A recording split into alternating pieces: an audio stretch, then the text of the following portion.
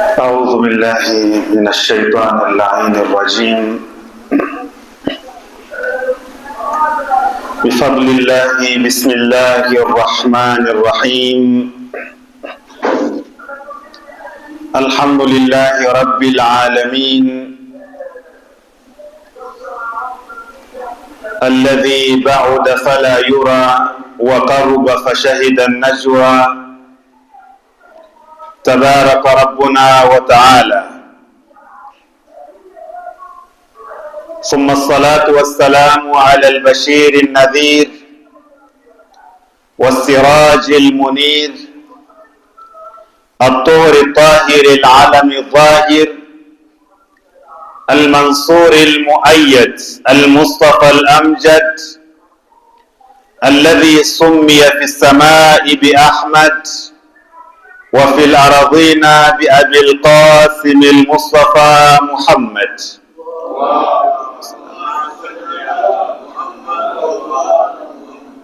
وعلى أهل بيته الأطيبين الأطهرين المكرمين الهداة المهديين الذين أذهب الله عنهم الرجس وطهرهم تطهيرا.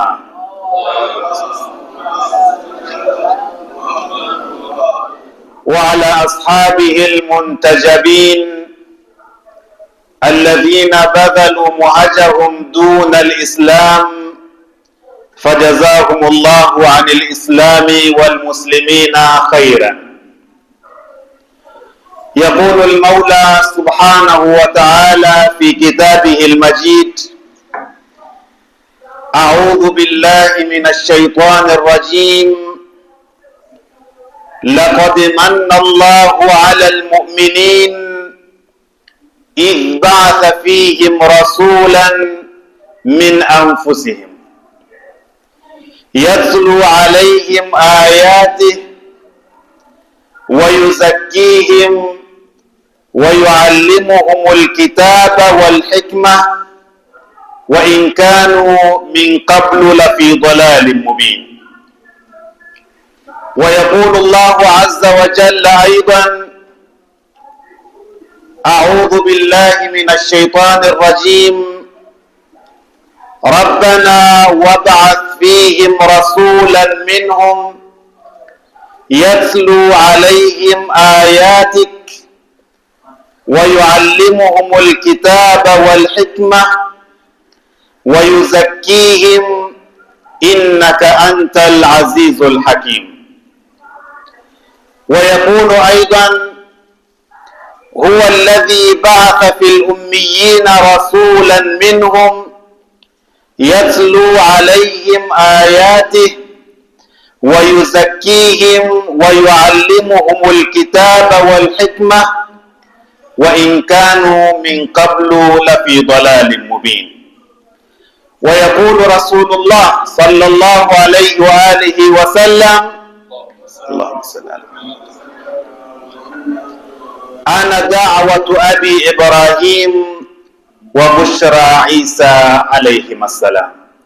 صدق الله العلي العظيم وصدق رسوله النبي الكريم ونحن على ذلك من الشاهدين والشاكرين والحمد لله رب العالمين. إخوة الأعزاء، السلام عليكم ورحمة الله وبركاته. أوصيكم ونفسي بتقوى الله تعالى ولقد فاز المتقون.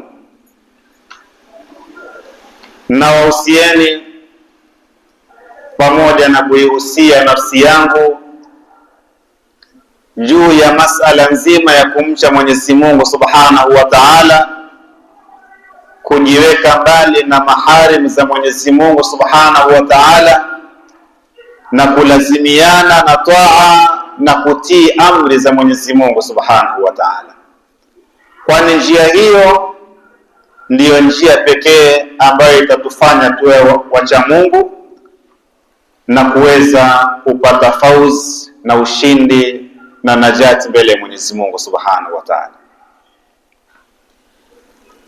Leo tukiwa katika mwezi mtukufu wa Shawwal, mwezi ambao nyuma yake tulikuwa na mwezi mtukufu wa Ramadhan, mwezi ambao ulikuwa na baraka nyingi, ulikuwa ni fursa ya kipekee kwa waumini na Waislamu kwa ujumla. Tumuombe Mwenyezi Mungu Subhanahu wa Ta'ala awe ametukubalia funga zetu, awe ametukubalia amali zetu na dua zetu mbalimbali tulizosoma katika mwezi wa Ramadhani. Tukiwa katika Ijumaa ya mwezi wa Shawwal, ambapo leo ni tarehe 15, kuna minasaba kadhaa ambayo imetokea katika siku ya leo. Unapoifungua historia ya Kiislamu utapata kuna matukio kadhaa ambayo yametokea ndani ya tarehe 15 ya mwezi wa Shawwal. Tukio la kwanza ambalo linatokea katika tarehe 15 ya mwezi wa Shawwal ni tukio la maarakatu Uhud. Na katika maaraka hii na vita vya Uhud, ndipo alipouliwa ammi wa Bwana Mtume Muhammad sallallahu alayhi wa alihi wasallam, Allahumma salli ala Muhammad wa ali Muhammad, Sayyidina Hamza. Kwa mujibu wa baadhi ya riwayat ni sayyidu ash-shuhada. Kwa hiyo tarehe kama hii ya 15 ya mwezi wa Shawwal, kipenzi chetu na kipenzi cha Bwana Mtume sallallahu alayhi wa sallam, Hamza, alifariki na kuuliwa katika vita vya Uhud. Tunafahamu kifo chake kilikuwaje. Kifo chake kilikuwa ni kifo cha kutisha. Moja ya matukio ambayo yanatisha katika kifo chake ni kuchukuliwa ini lake na mwanamke taghia mwovu, na ini lake kuliwa na mwanamke yule. Maalasafi shadid, baadhi ya watu wanaodai kama ni Waislamu leo wanamtetea mwanamke huyu mchafu ambaye anakula maini ya watu. Ni tukio ambalo kipenzi chetu na kipenzi cha Bwana Mtume sallallahu alaihi wasallam Hamza amefanyiwa. Lakini tukio lingine ambalo ni tukio pia mashuhuri na mara nyingi huwa tukaliimba ni kuteremka kauli kutoka mbinguni katika vita hivi vya Uhud, baada ya al-Imam Amirul Mu'minin Ali ibn Abi Talib alayhi salam kupambana kwa hali ya juu na kumsaidia Bwana Mtume kwa hali ya juu, ikateremka kauli kutoka mbinguni ikisema kwamba la fata illa Ali wala saifa illa Dhulfiqar. Kauli hii imeshuka tarehe 15 ya mwezi huu wa Shawwal. Tukio lingine lilotokea katika mwezi huu wa Shawwal tarehe 15 ni kutokea muujiza mashuhuri baina ya Mashia na wafuasi wa Ahlul Bait alayhimussalam, unaojulikana kama muujiza raddi shamsi li Amiril Mu'minin, kurudishwa kwa jua baada ya kuwa muda wa swala ulipita, na Ali ibn Abi Talib alikuwa Bwana Mtume sallallahu alaihi wasallam alikuwa amelala kwenye mapaja ya Amirul Mu'minin, na Amirul Mu'minin akaogopa kumsumbua Bwana Mtume mpaka akajikuta tayari muda wa swala umeisha. Lakini Bwana Mtume akamwomba Mwenyezi Mungu na jua likarudi, halafu al-Imam Ali alayhi salam akatekeleza faradhi ya sala yake. Lakini katika matukio kadhaa pia yaliyotokea siku ya leo ya tarehe 15 ni kutokea vita vya Bani Sulaim na kutokea vita pia vya Bani Qainqa, ambao hawa walikuwa ni Mayahudi ambao Bwana Mtume sallallahu alaihi wasallam alikubaliana nao na akaweka nao mkataba wa sulhu wa amani, lakini baada ya muda mchache wakavunja yale makubaliano.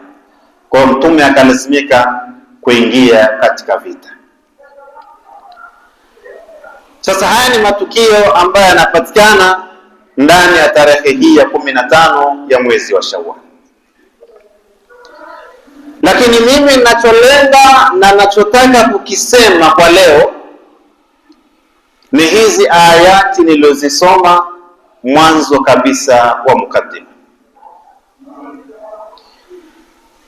Ukiangalia aya hizi ambazo moja inapatikana katika surati al-Baqara aya 129 na nyingine inapatikana katika surati Al-Imran aya ya 164 na nyingine inapatikana katika surati Al-Jumu'ah aya ya 2. Aya hizi zina maudhuati kadhaa ambazo zinashirikiana, zina maudhuati kadhaa ambazo zinayalenga. Maudhuati hizo ukizisoma ndani ya aya hizi utapata masala kadha wa kadha wa kadha. Moja ni swala zima la at-tazkiya wa ta'lim. At-tazkiya wa ta'lim, swala la mafunzo na malezi. Mafunzo na masala nzima ya malezi. Kwa nini ukiangalia aya hizi zikionyesha kwamba mafunzo na malezi ni mambo muhimu sana ambayo mitume wa Mwenyezi Mungu Subhanahu wa Ta'ala wametumwa kwa ajili ya kuja kuyatekeleza na kuja kuyafanyia kazi. Tukisoma jamii yoyote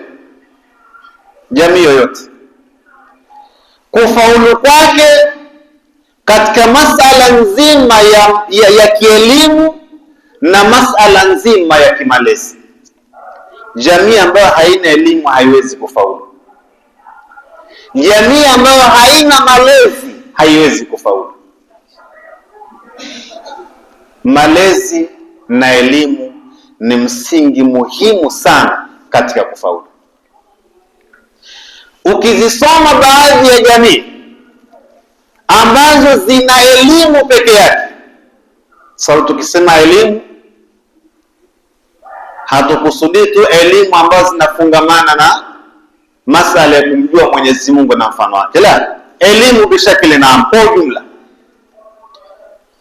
Ukisoma baadhi ya jamii ambazo zinadai kuwa na elimu na ukaona wamefanya makubwa sana kwa sababu ya elimu, lakini wakakosa rakiza ya pili at-tarbia, utaona wamefanya ufisadi mkubwa kiasi gani katika dunia hii. Soma jamii za Kiyahudi,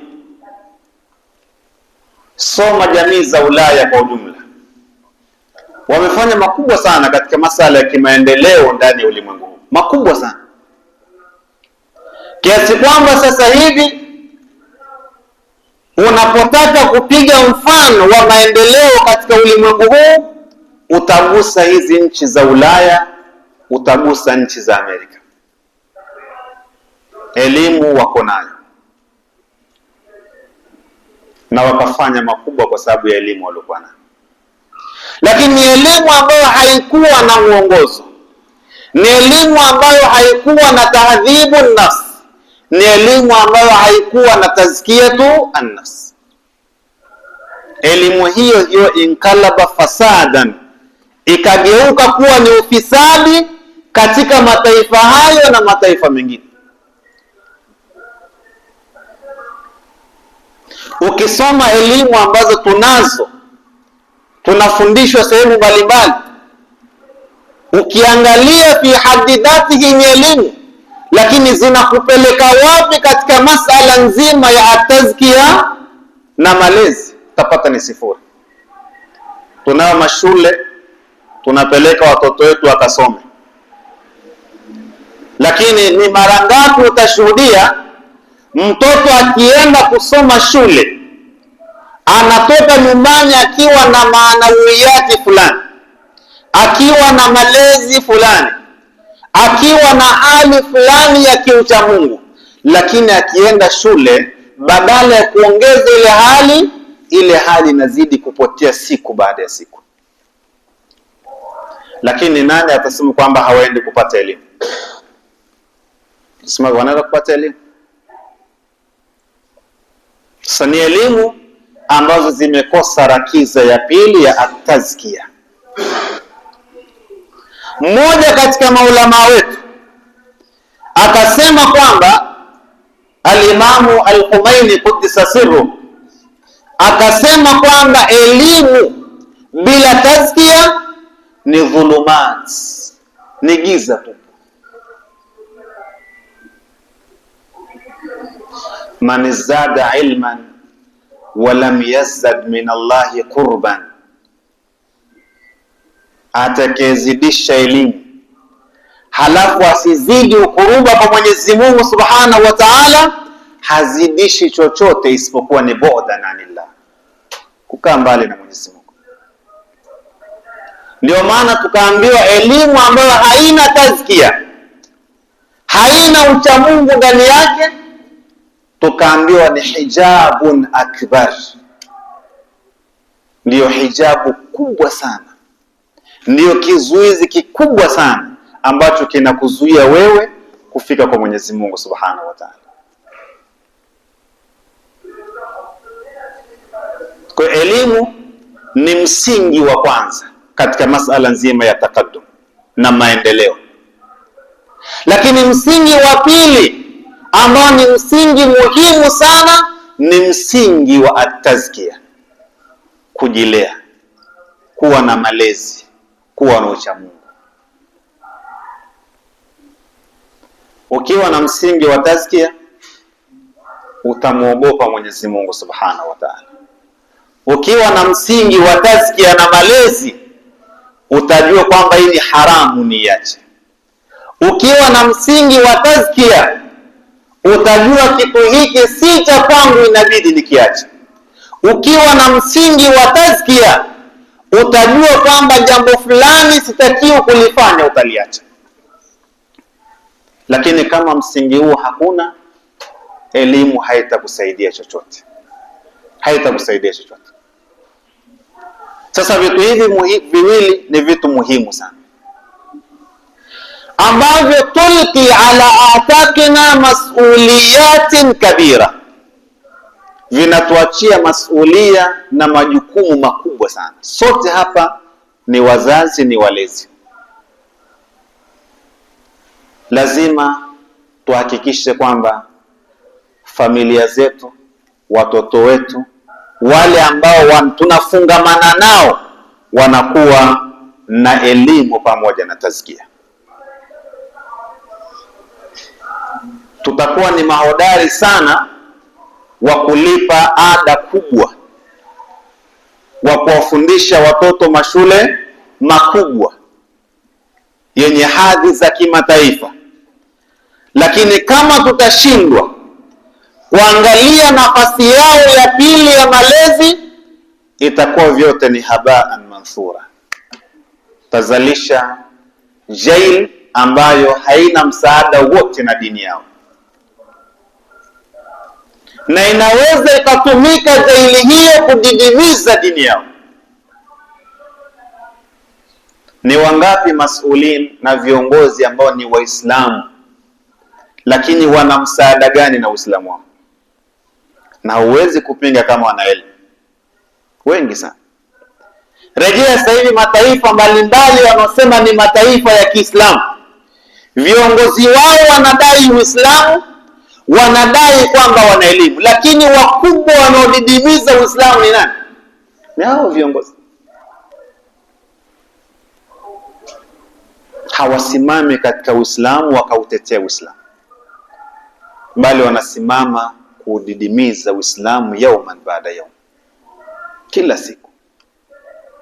Majanga yanayotokea leo katika dunia hii, lau kama Waislamu wangesimama kidete, basi tusingekuwa na janga lolote dhidi ya Waislamu wala dhidi ya Uislamu.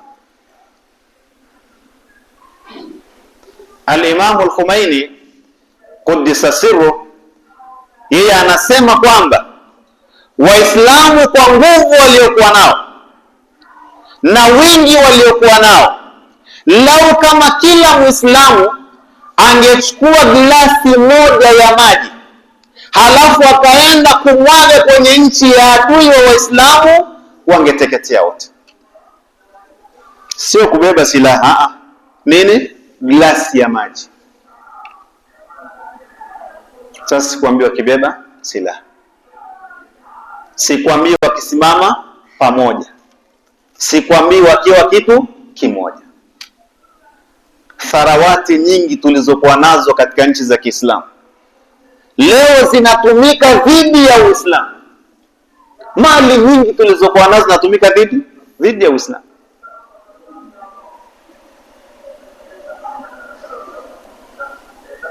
Lakini Mwenyezi Mungu Subhanahu wa Ta'ala akaahidi kwamba ataidhihirisha dini yake, wala ukariha almushrikun.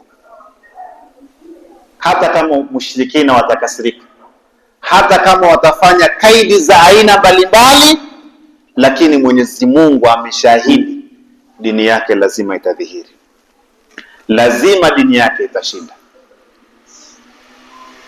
Sasa haya ambayo tunayashuhudia sehemu mbalimbali ya ufisadi dhidi ya Uislamu na Waislamu, usifikiri kwamba yametokea tu hivi fujatan. La, ni mambo ambayo yameandaliwa, ni mambo ambayo yamepikwa, ni mambo ambayo yamesetiwa kuanzia mwanzo.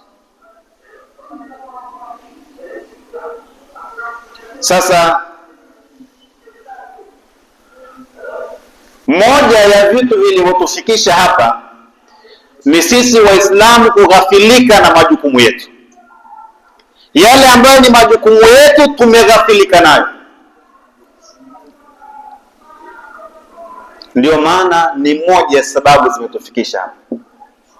Lau kama kila mtu angesimama na wadhifa wake, angesimamia masuhulia yake vizuri, basi tusingefika hapa tulipofika. Uislamu ungebaki ni aziz, wenye nguvu, wenye heshima na wenye hadhi. Sasa moja ya majukumu yetu sisi kama wazazi, kama wasimamizi wa familia, kama walezi, ni kuhakikisha kwamba kila ambaye yuko chini yetu anapata vitu hivi viwili muhimu. Anapata elimu, lakini apate na mafunzo ya kimalezi. Na ukiangalia mafunzo ya kimalezi, wakati mwingine sio lazima usome sana Qur'ani au usome sana dini. Wakati mwingine hata sio hivyo.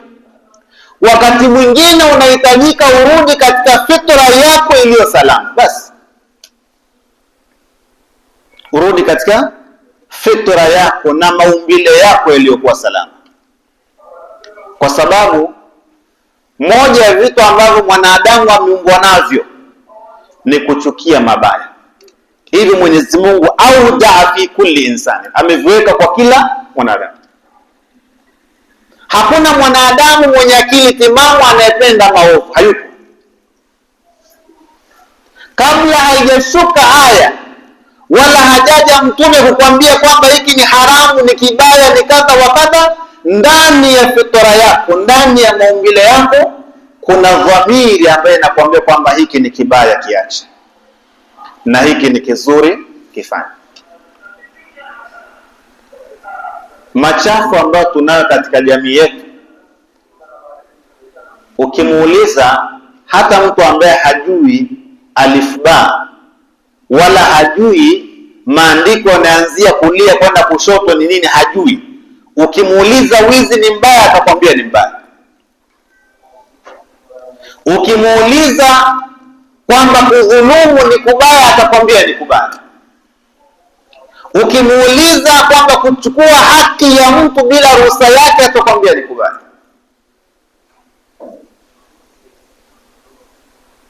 Ukimuuliza kuhusu ikhtisab, atakwambia ni kitu kibaya. Kwa kuna vitu ambavyo bila hata ya kwenda kuusoma Uislamu sana na kupekua ndani ya Uislamu sana, dhamiri zetu zinatuambia kwamba hivi vitu ni vibaya, tuviache.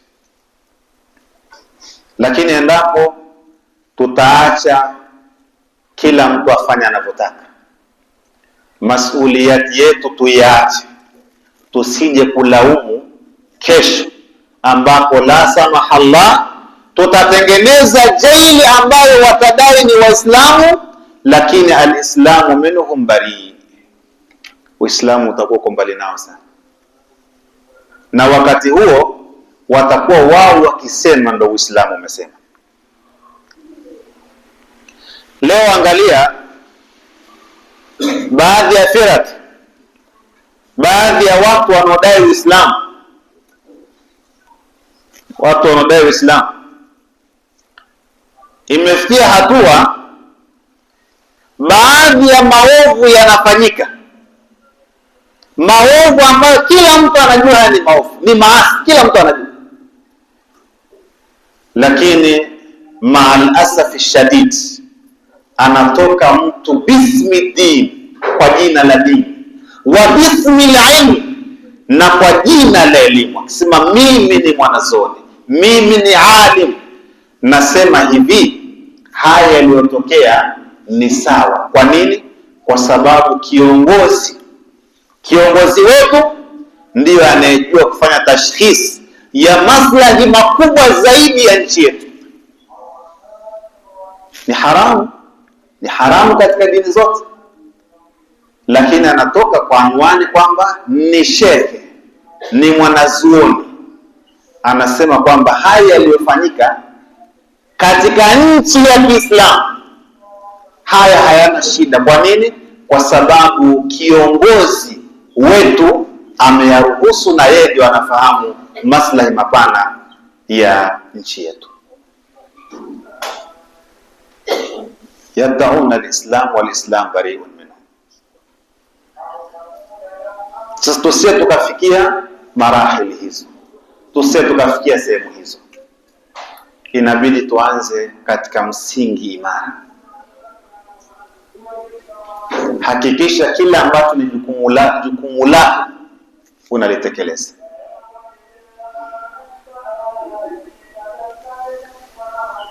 Sasa utaona ayati hizi zimekuja zikionyesha kwamba lengo la kutumwa mitume, na bilkhususi lengo la kutumwa Bwana Mtume sallallahu alayhi wa sallam, zikasema ni atazkia wa ta'lim, ni kuja kuwafundisha watu na kuja kuwalea watu, kuwafundisha na kuwalea. Na ukiangalia aya ya 129 ambayo inaongelea masala nzima ya dua ya Nabiullah Ibrahim ala nabiyina wa alihi wa alayhi salam, Allahumma salli ala Muhammad wa ali Muhammad, ambayo dua hiyo Nabiullah Ibrahim anamuomba Mwenyezi Mungu Subhanahu wa Ta'ala na kumwambia kwamba na kuomba ya Rabbi, wajalie umma huu mtume anayetokana na wao wenyewe. Mtume huyo aje kufanya kazi hizi: moja, yuallimuhumul kitaba wal hikma, aje wafundishe kitabu. Lakini mbili, aje afanye kazi ya pili, wayuzakihim, aje awatakase, awafundishe, aje awalee. Lakini tatu, wayuzakihim wayuallimuhum alkitaba walhikma, awafundishe, awape tazkia, awape mafunzo, awape malezi sahihi. Ukisoma aya hii na hususan utakapoisoma kuanzia katika aya ya 124 ambapo Nabiullahi Ibrahimu alayhi salam alipewa mtihani na Mwenyezi Mungu Subhanahu wa Ta'ala. Mwenyezi Mungu aliposema kwamba wa idhibtala Ibrahima rabbuhu bikalimatin faatammahun, Mwenyezi Mungu alipompa mtihani Nabiullahi Ibrahim alayhi salam, baada ya kufaulu katika mtihani ule, Mwenyezi Mungu Subhanahu wa Ta'ala akamzawadia vitu kadhaa. Alipewa nafasi ya kuomba, unataka nini? Nabiullahi Ibrahim kitu cha kwanza alichokiomba baada ya kupewa nafasi ya uimama, akasema wa min dhurriyati, akasema naomba nafasi ya uimamu hiyo wapewe pia familia yangu. Mwenyezi Mungu kwenye swala hili akamwambia la yanalu ahadi dhalimin.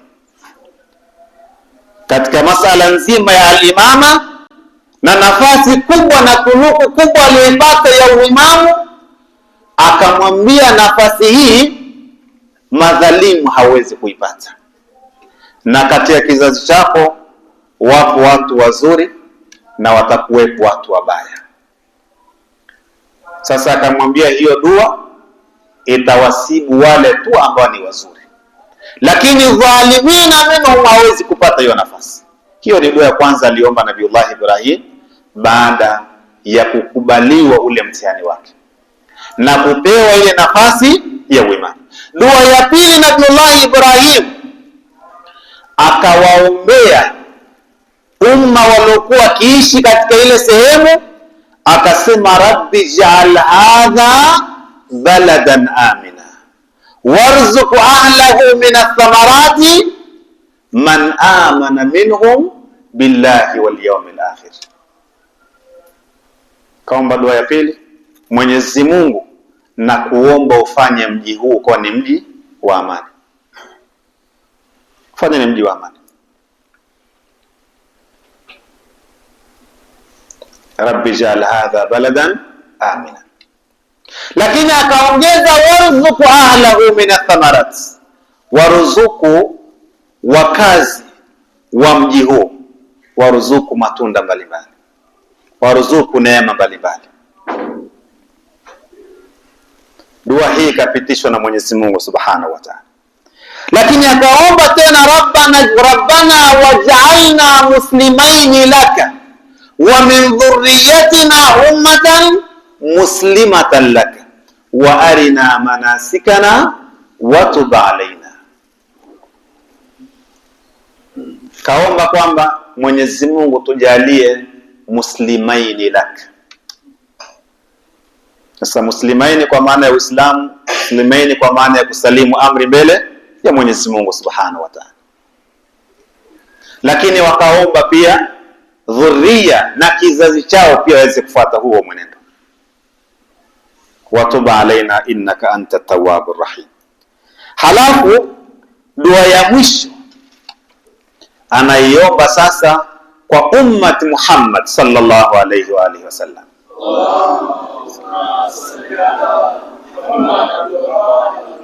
Akasema rabbana wab'ath fihim rasula, ewe Mungu wangu, ewe Mola wetu, watumie mtume. Mtume huyu Ibrahim alayhi salam akaomba pia majukumu yake. Mtume huyu utakayewatumia, ya Rabbi, wakujalie mtume huyu awe na kazi hizi zifuatazo. Moja, yatlu alaihim ayatik, kwanza awasomee aya zako, awafundishe aya zako. Na aya za Mwenyezi Mungu ni nyingi, ndio maana tunaposoma sisi katika ilmu al-kalam na aqaid kwamba aya za Mwenyezi Mungu na njia za kukufikisha kwa Mwenyezi Mungu ni nyingi, biadadi anfasil khalaiq, ni nyingi sana kama vile pumzi za walimwengu. Kila mtu, hata kama utakuwa wapi, lakini njia ya kuweza kumjua Mwenyezi Mungu lazima itakuwepo. Hata uishi takhalufu ya kiasi gani, uwe nyuma kiasi gani, lakini lazima utakuwa na njia kadhaa za kumfahamu Mwenyezi Mungu. Yatlu alaihim ayatik, awasomee, awafahamishe aya zako na alama zako, alama za wewe kuwepo, alama za nguvu zako, alama za ushindi wako, awasomee. Lakini mbili, wayuallimuhumul kitaba wal hikma, mbili, pia awafundishe kitabu na hikma, awafundishe kitabu na hikma. Halafu tatu, wayuzakihim, pia awatakase na awale. Sasa kwa mujibu wa Qur'ani tukufu, as-saada al-insaniya, utukufu wa mwanadamu na hadhi ya mwanadamu na mwanadamu kupata nafasi yake sahihi, munhasrun fi hadhihi thalathati al-mahawir, katika hizi mahawir na mambo matatu. Jambo la kwanza ni jambo la yatlu alaihim ayatika, kufahamu aya za Mwenyezi Mungu Subhanahu wa Ta'ala, kufahamu dalili mbalimbali za Mwenyezi Mungu Subhanahu wa Ta'ala. Mwenyezi Mungu ambaye fi kulli shay'in lahu aya, kwenye kila kitu ana aya, ana dalili, ana kitu ambacho kinafahamisha kwamba yuko kwenye kila kitu.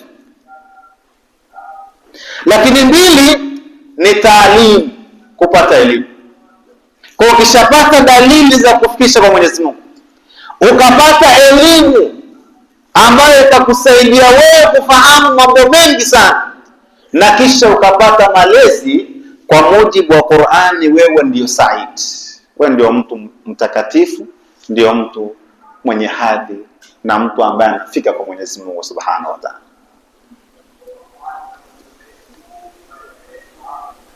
Sasa utaona hii ilikuwa ni dua ya Nabiullahi Ibrahim alayhi salam. Lakini mufassirin hususan wakati wakitafsiri aya 164 ya surati Ali Imran, wanasema kwamba adhamu neema ala al-insaniya katibatan ni bi'thatu an-nabiy Muhammadin sallallahu alayhi wa sallam.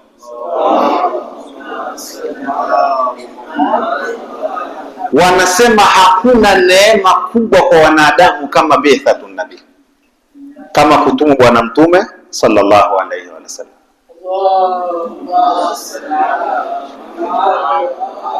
Hakuna hiyo neema, haipo hiyo neema. Na kama hakuna hiyo neema, ukiangalia Mwenyezi Mungu kuna aya kadhaa ambazo ameanza kwa ibara ya manna, lakini katika aya hii aliposema laqad manna Allahu ala almu'minin idh ba'atha fihim rasulan, angalia mutaallaq ya hii manni hapa, yani Mungu amewaneemesha waumini. Kitu gani alichowaneemesha? Akasema idh ba'atha fihim rasulan. Hiyo neema aliwaneemesha ni kuwatumia mtume. Halafu si mtume min jinsi almalaika wala min jinsi jin, kasema min anfusihim, ni mtume anayetokana na wao wenyewe, wanamfahamu historia yake vizuri, wanamwelewa vizuri, na kabla hata ya kupewa utume bishakli rasmi walimjua kwa sidqi wal amana, kwa ukweli na uaminifu. Walimjua kwa sifa hizo. As-sadiqul amin, ni mtu anamfahamu. Sasa hii Mwenyezi Mungu Subhanahu wa Ta'ala akasema ndio neema kubwa sana ya Mwenyezi Mungu ala albasharia, juu ya wanadamu. Na ukisoma aya hii utaona Waislamu baada ya kupigana katika moja ya vita na wakazidiwa sana katika vita ile, wengi wakawa wameuliwa, na ambayo pia min jihati inaweza ikawa ni jawabu la baadhi ya maswali ambayo yanajiri leo, kwamba kwa nini Waislamu na tupo katika haki lakini bado tunajikuta ndo madhaifu sana, ndo wanyonge sana. Kwa nini? Sasa baadhi ya masahaba wakawa kijiuliza, sisi tupo kwenye Uislamu, tupo kwenye dini sahihi, kwa nini haya yote yanatupata? Kwa nini haya yote yanatusibu? Si tupo katika dini? Awalasna ala alhaq, tupo katika njia ya kweli. Sasa kwa nini haya yanatusibu? Sasa Mwenyezi Mungu Subhanahu wa Ta'ala akataka kuwaonesha kwamba hivi ambavyo mnaviona nyenye ni balaa, ni matatizo, ni nini, hivyo jaribuni kuvisahau. Kwa nini? Kwa sababu mna kitu kikubwa zaidi ya hicho. Masala ya ushindi katika vita ni jambo dogo. Masala ya kuwa na uwezo fulani katika vita, katika mapambano ni jambo dogo, ni jambo zuri lakini dogo. Lakini jambo kubwa zaidi Mwenyezi Mungu anawaonesha waumini ni nini? Laqad manna Allahu 'ala al-mu'minina idh ba'atha fihim rasulan. Sema hii ndio neema kubwa. Na leo pia ambayo tunayapitia kama Waislamu, changamoto mbalimbali tunazipitia kama Waislamu, zisitufikisha sehemu tukakata tamaa na tukaanza kutia tashkiki katika Uislamu wetu. Uislamu ni sahihi, tukaanza kutia tashkiki katika madhhabu ya Ahlul Bait. Kweli madhhabu ni kweli? Tusifikie hatua. Kwa nini? Kwa sababu Mungu ametujalia neema ambayo ni kubwa zaidi ya kututumia Mtume sallallahu alayhi wa sallam, lakini pia akatutumia Ahlul Bait salawatullahi wa salamuhu alayhim ajma'in.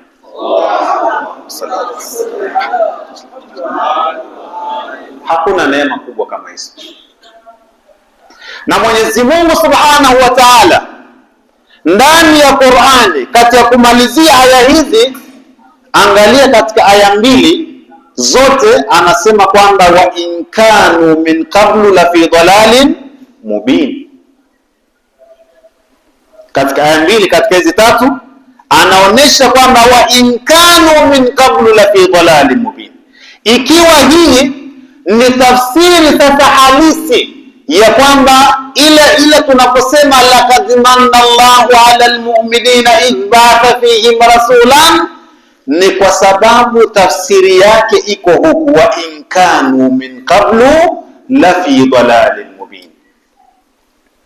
Kitaka kujua kwamba kweli hakuna neema kubwa kama kutumwa Bwana Mtume sallallahu alayhi wa sallam, soma wa in kanu min qablu la fi dhalalin mubin. Kabla ya Uislamu mazingira yalikuwa,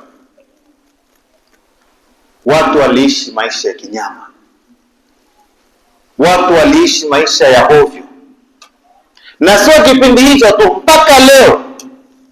Angalia wale ambao hawapo na Uislamu, wale ambao hawajampokea Bwana Mtume sallallahu alaihi wa sallam, yale maisha sahihi ya kibinadamu hawako.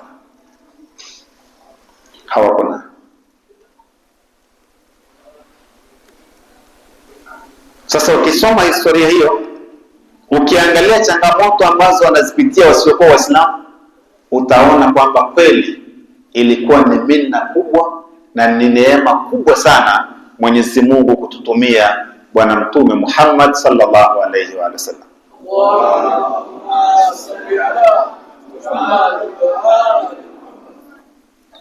Lakini mwisho anamalizia wa wa in kanu min qablu la fi dhalalin mubin. Ad-dhalalul mubin, walikuwa katika upotevu wa wazi kabisa. Ukiangalia kuna baadhi ya dhalali inaweza ikawepo na usifahamu kama ni dhalali. Kuna baadhi ya vitu ambavyo ni batil, lakini kutokana na ukuruba wake na haki unaweza ushinde kutofautisha kati yake na haki. Ambapo leo ukisoma hizi nizaat, migongano ya kimadhehebu ndani ya Uislamu, ni kila mtu anadai kwamba yupo katika haki. Kila mtu anadai yupo katika haki. Lakini kwa mujibu wa riwaya Bwana Mtume sallallahu alaihi wa sallam, mwenye haki ni kundi moja tu basi. Basi moja tu. Lakini kila mtu anaposoma anaona kwamba yupo katika haki. Sasa unaweza ukakuta kwamba hii sio dhalalun mubin. Dhalal mubin, kuna mambo makubwa zaidi ambayo umma ulikuwa ukiyafanya, kiasi kwamba hata akili zao zilikuwa zikuhukumu kwamba ni mambo mabaya, lakini walikuwa wakiyafanya. Sasa Bwana Mtume sallallahu alaihi wa sallam akaja akatuondoa katika ule ujinga tuliokuwa nao, katika ile dhalali na upotevu tuliokuwa nao, akatuleta katika nuru ya uongofu, akatuleta katika nuru ya ilmu, akatuleta katika nuru ya malezi na nuru ya mafunzo. Bismillahir Rahmanir Rahim.